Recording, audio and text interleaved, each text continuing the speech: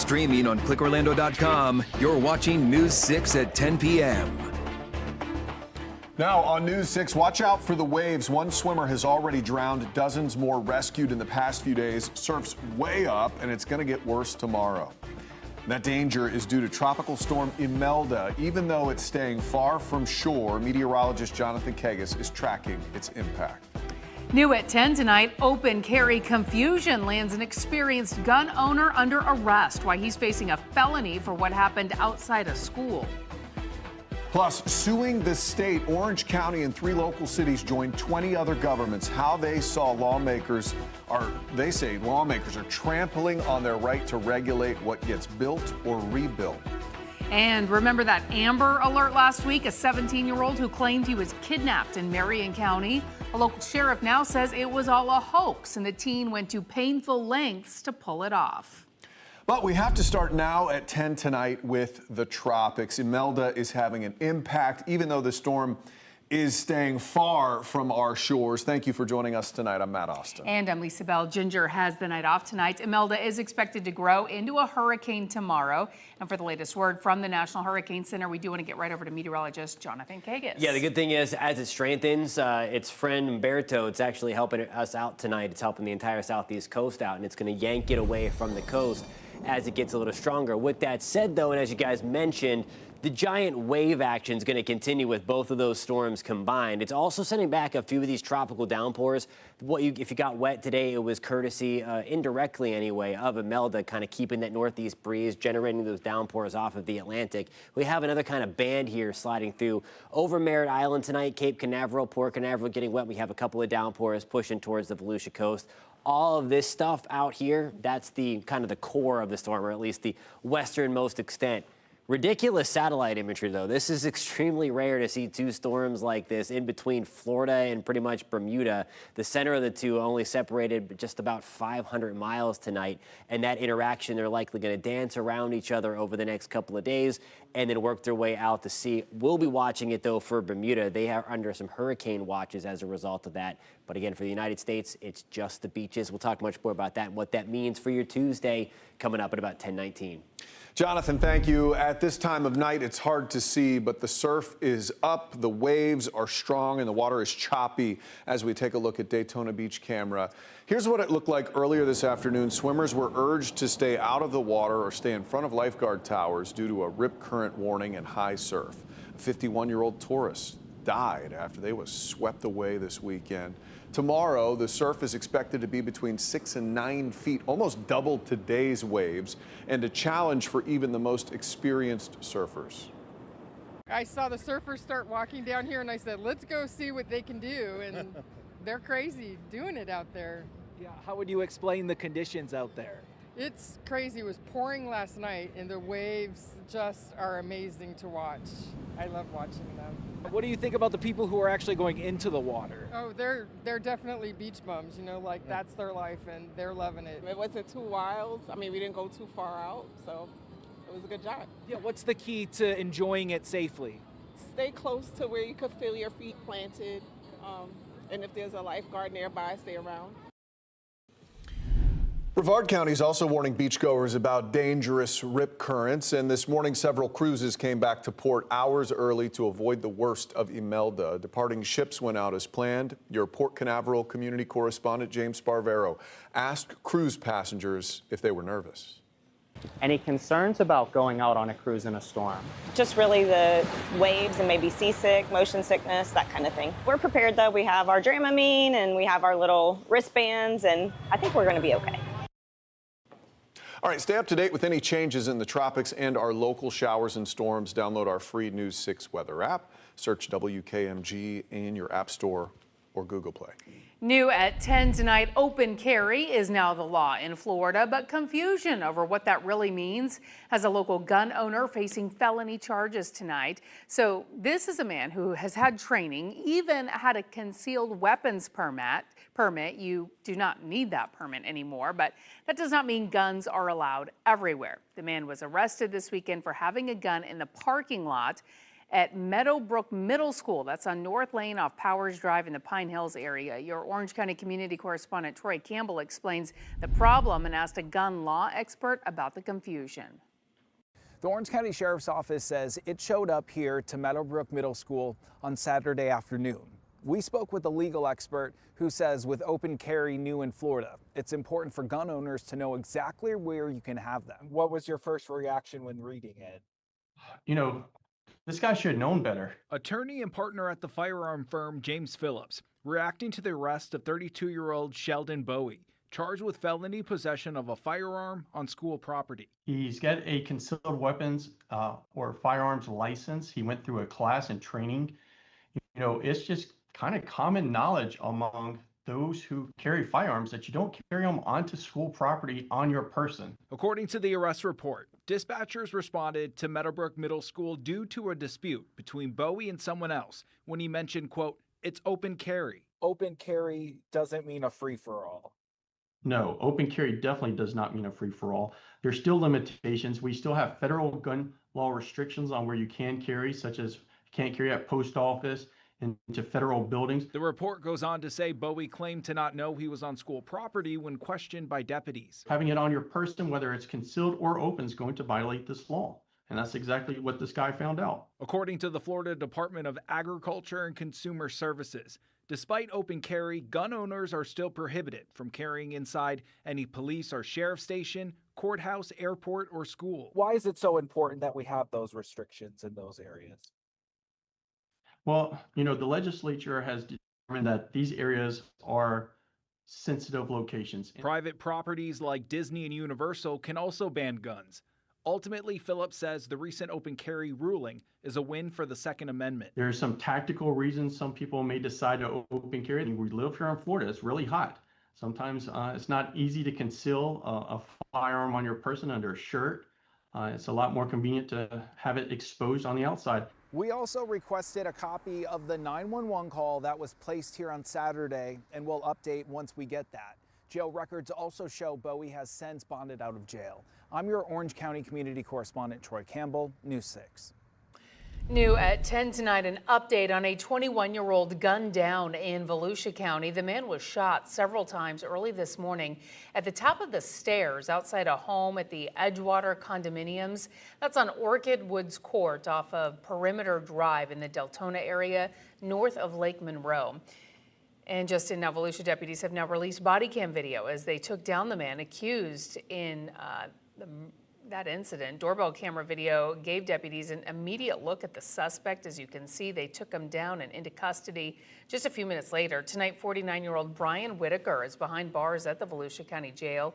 He lived at the complex, but there's no word on a motive. A canine also recovered a backpack with what appears to be the gun used in the wooded area. New information tonight on that Amber Alert out of Marion County last week. The sheriff's office now says it appears the whole thing was a hoax by the 17-year-old who was reported missing. The Amber Alert was issued Thursday evening when investigators say Caden Spate told his mom that he was kidnapped by 4 Hispanic men in Dunellen during a shooting. That's where deputies found his truck. But investigators now say the next day, Spate actually shot himself in the leg in Williston, then walked onto a road where someone would find him. Naturally, my detectives had a lot of questions for Caden. However, his parents refused to allow my detectives to speak with him so that we could come to a true final conclusion in all this. In that video statement, Marion County Sheriff Billy Wood said his team is continuing the investigation and said charges against the teen are still on the table.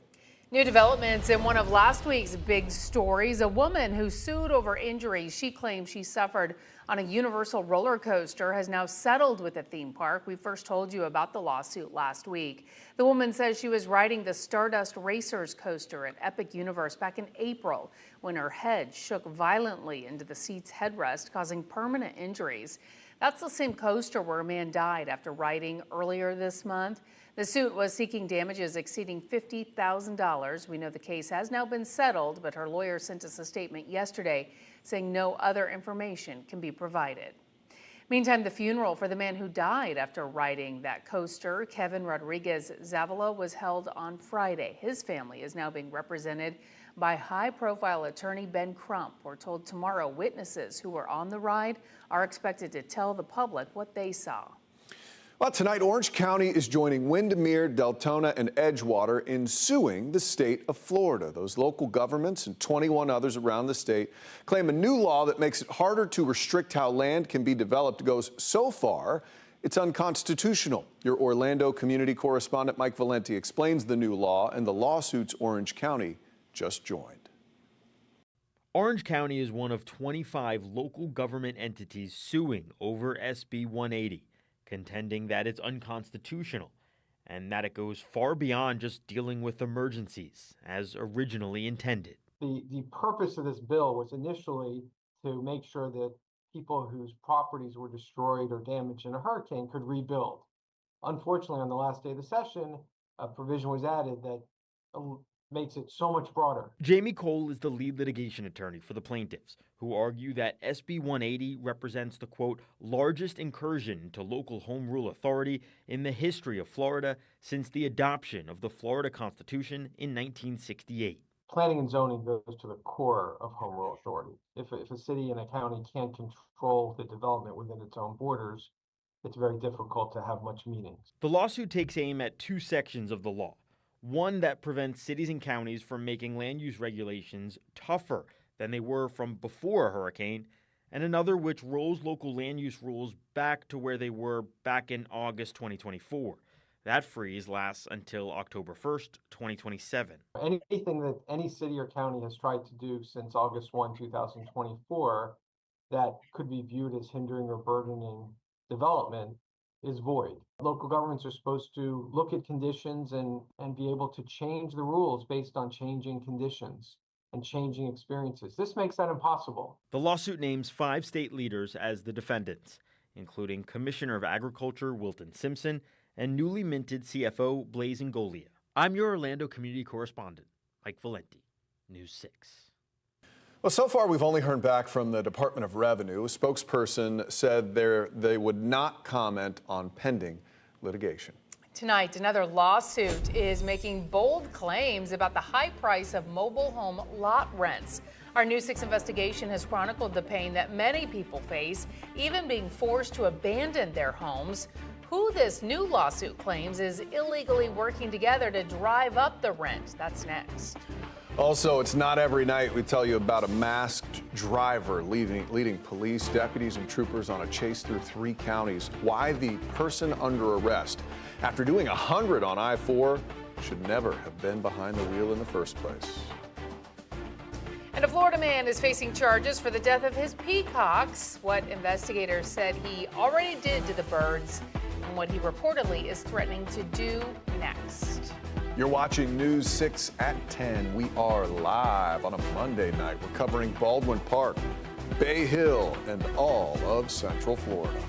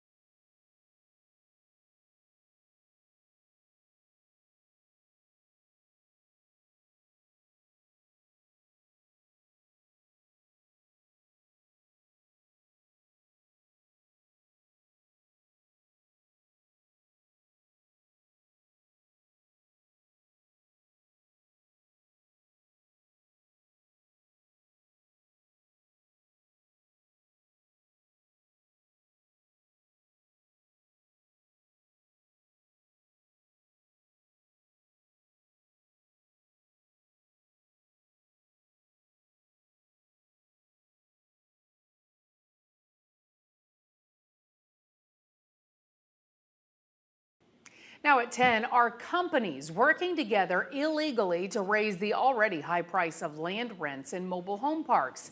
That's what a new class action lawsuit is claiming. News 6 has learned nearly a dozen corporations are named in that suit, including many here in Central Florida. News 6 investigator Louis Bolden has been hearing your stories and takes a closer look at the suit. If you can no longer afford to live here, where would you go? Probably under a bridge, I don't know. A pension and Social Security payments may soon not be enough for 77-year-old Ruth Koretsky. She's paying almost double what she did 6 years ago when she moved to the Shangri-La Mobile Village in Ormond Beach. I only lived here a year when a corporation bought this place and started raising the rent. All the things that they used to pay for, they added it onto our bill. The community is operated by Lakeshore Communities Incorporated, one of 10 defendants named in this class action lawsuit. The lawsuit alleges the corporations that own manufactured home parks coordinated with each other to increase lot rents by illegally purchasing and using market reports published by Datacomp Appraisal Systems Incorporated. Datacomp calls itself the largest provider of manufactured home valuations, inspections, and market data. Do you think it should be legal that all of these companies that own mobile home parks know what each other is charging? No, that's like a monopoly. You control everything and the consumer gets nothing. The lawsuit claims having this non-public, competitively sensitive information eliminates competition amongst park owners on price, services, and quality for manufactured home lots. It's something Koretsky says she's seen firsthand. They do nothing for us. We have no amenities, and they do less and less for us. Manufactured homes were known to be an affordable place to live. According to the lawsuit, lot rental prices ran up 2.3% between 2010 and 2018, which is close to the average inflation rate of 1.8% during that time. But the lawsuit says things changed between 2019 and 2021, with lot rental prices jumping around 9.1% each year, even though inflation was only 3%. News 6 has been inundated with messages from people across the state of Florida who say they are being priced out of their mobile homes. We asked Lakeshore Communities why it's raising the lot rent as well as its response to the lawsuit. The company did not respond to our calls and emails. News 6 also reached out to Datacomp. We spoke with someone on the phone and was told to send an email. We have not yet heard back. Louis Bolden, News 6.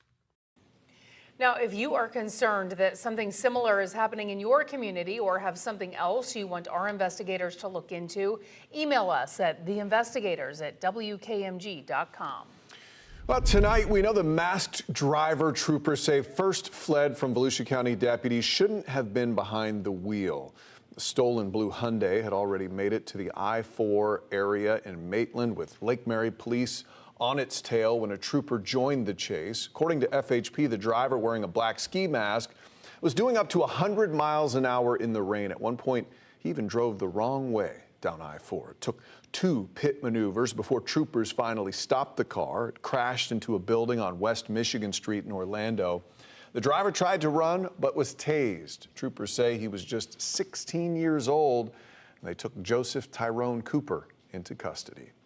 A Florida man is facing animal cruelty charges after admitting to police that he ate animals that he kept as pets out of spite. Pasco County deputies got a call from a woman who said she got into an argument with her neighbor over his pet peacocks. She says Craig Voigt left a note in her mailbox saying he killed 2 of the birds because she kept feeding them. Deputies asked him about it. Voigt said not only is that true, he also cooked them in a frying pan and ate them so she could not feed them again. While being taken to jail, he told deputies he plans to kill all of his pet peacocks to stop anyone from taking them. Time now to check in with meteorologist Jonathan Kegis. I can see a little green on the radar behind you, but mostly calm tonight. Mostly calm, yeah. And most of this green, what you're seeing here is ground clutter from the radar. So this actually is not rain. This is the rain that we're tracking coming, kind of pushing onto Satellite Beach into Indian Atlantic tonight, working its way toward Cape Canaveral and to Merritt Island. All of this is moving in off the Atlantic again. Related to Imelda, we showed you before. I'll zoom back out again. Just want to show you where these are coming from and going towards Cocoa and Rockledge tonight. Just watching for you guys for some downpours. There are no lightning strikes associated with these downpours that are sliding through. You can track anything that gets going tonight, overnight, and into tomorrow with the free News 6 weather app. Again, has lightning detection. Big tool in the summertime. Not going to be a ton of lightning over the next couple of days with this. Here is the core of the storm itself. Again, kind of spinning just out to sea. Again, you see where the spiral is right on in through here. That's where the center of Imelda is as it lifts up. Now, eventually, it's going to continue to make the sharp turn back to the east, leaving all of Florida alone as it does that again with the combination of Imelda and Umberto. The waves are going to be rocking for the entire week, really into the weekend. The higher that rip current risk remains. Live look outside in downtown Orlando with our Light Orlando delivering hope. Skycam, we're back to the upper 70s right now. The breeze out of the north-northwest at about 10 to 15 miles an hour. Again, here is this crazy tropical satellite that we have with Imelda hanging off our coast by about 70 miles. It's really to the edge here. And then further out, Umberto, still a major hurricane tonight in proximity less than 600 miles. Those guys are going to continue to do that dance. And every now and then we're going to get some of those tropical downpours to push back on shore over the next couple of days. So that's going to be something that we are watching closely. Again, should not amount to much. Still, it'll be heavy at times, but they'll also be quick hitting. In terms of those coastal hazards, forget about the rip current risk. It's going to stay high through the next few days and likely staying elevated through the weekend as well. So just be careful. Again, it is not advised you go in the water really over the next couple of days. The surf is going to be rocking about 6 to 10 feet over the next couple of days, and then eventually starting to gradually anyway subside through Thursday. Same deal with the offshore waters. Again, if you were taking the boat out, which is obviously not recommended, wave heights at about 10 to 15 feet. Low tide tomorrow is about 8 o'clock in Daytona Beach, 8:30 for us in Ponce Inlet. Cocoa Beach about 8:03. The high tide when things are going to be even a little bit worse as that water pushes in a little bit, anywhere from the early afternoon pushing 3 o'clock in the afternoon. We're at 76 right now in Mount Dora, 77 in Orlando, and over the next few days, again, we're going to be watching those temperatures pretty much fluctuate in the mid to upper 80s. Tomorrow, we have a rain shot of 40%, and that'll go down a little bit on Wednesday just to go back up towards the end of the work week and start of the weekend. Marion County Fire Rescue now has another Safe Haven baby box. We'll tell you why Safe Haven Baby Box says they're seeing an increase in demand for this life-saving resource.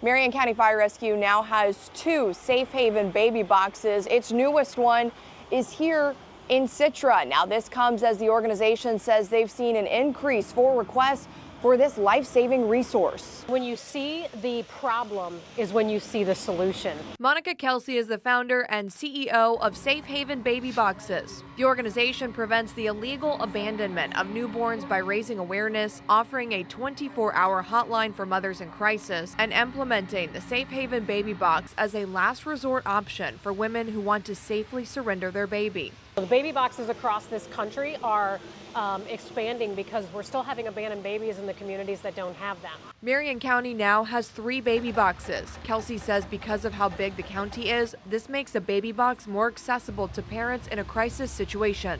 We have to date twice contacted Uber to get mothers to facilities to surrender their infants. So having communities equipped with multiple ones so that they don't have to drive 50 miles is critical for some of these moms that don't have transportation. James Banta is the fire chief for Marion County Fire Rescue. Why do you think this is such a great option for mothers who are in crisis? It gives them a stopgap, right? It gives them a place to go when they don't know where to go or what to do, and know that they're not going to go to jail for it. And additionally, it might also give the mother some time to come to realization and get the help she needs. It's not the end of the road for the mom. Marion County's fire chief tells me more Safe Haven baby boxes are on the way, with 6 more planned as they continue renovating and building new fire stations. I'm your Marion County community correspondent, Emily McLeod, News 6.